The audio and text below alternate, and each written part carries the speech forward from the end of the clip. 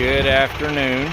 Slim here with Farming Like a Rancher. Wanted to show you a little bit about what we're using for hay feeders, and this works if you just have a couple animals. Alright, so I wanted to explain how I'm using these tote racks for my hay feeders. On this one I'm using it for my cows, or I should say my feeders. I cut out just one bar on this side.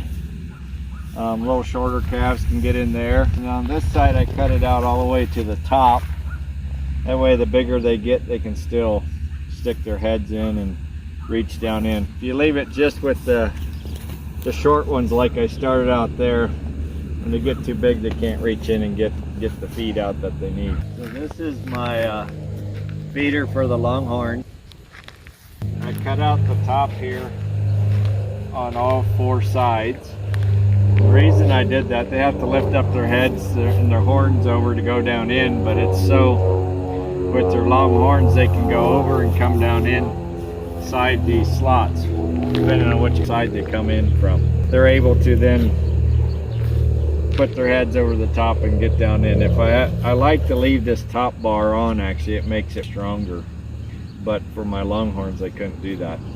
So for my goats I cut out smaller sections. This one I cut out the wider ones. I did one on each side here, and they can kind of reach in. Because my billy goat and sometimes the bigger nannies that have wider heads, but you could just about get by. I have already for my goats cut out these, so it just depends on what the animal's needs are. They can stick their heads in on the end here, and you can kind of choose what height you want to do it. Small goats, you don't want to do a big opening because then they'll jump in and get in there. If you do just down low for a little goat, they can reach up and the hay will fall down and they'll be able to clean it up. So you kind of just adjust it to your animal. I have not tried this for horses.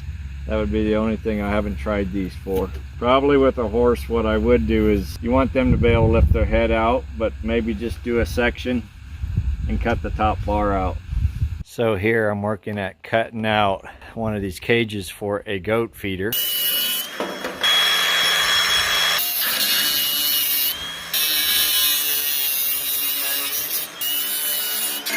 And that is what the finished product is going to look like. Slots, 2 slots on each side.